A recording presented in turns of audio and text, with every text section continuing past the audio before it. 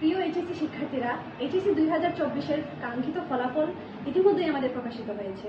তো যারা তোমাদের কাঙ্ক্ষিত ফলাফল অর্জন করতে পেরেছো তাদের সবাইকে কংগ্রাচুলেশন। আর যারা করতে পারো নাই তাদের কি জীবন থেমে যাবে? আমরা কি এখানেই হতাশ হয়ে যাব? না, অবশ্যই হতাশ হবো না, কারণ আমাদের ক্যারিয়ার হিসাবে কিন্তু আরো অনেক অপশনগুলো আমাদের কাছে আসছে। তো সেই সম্পর্কে আসলে এই আপুও আমাদের সেই হতাশায় ছিলেন। তো ওইখান থেকে কিন্তু উঠে এসে আজকে একটা ভালো কেরিয়ার সে গড়তে পেরেছে। তো ওর কাছ থেকে আসলে আমরা পুরো জার্নিটা জানি।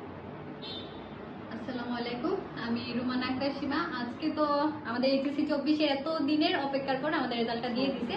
তো আপু তো বলেই দিলেন, আমরা আসছি কাদের জন্য? যারা সাকসেস হয়ে গেছে ওদের জন্য না, কিন্তু ওদের পেছনে সবাই দৌড়াবে। কিন্তু আমরা কাদের নিয়ে কাজ করব? যারা আজকে হতাশায় আছে, যারা চিন্তা করতে পারতেছে না যে আসলে আমি কি করব, লাইফে আমি কই যেয়ে দাঁড়াবো। তোমাদের মতো সেম সিচুয়েশন কিন্তু আপু ফেস করে আসছে। আপু জানি আসলে তখন কি ফিল হয় যে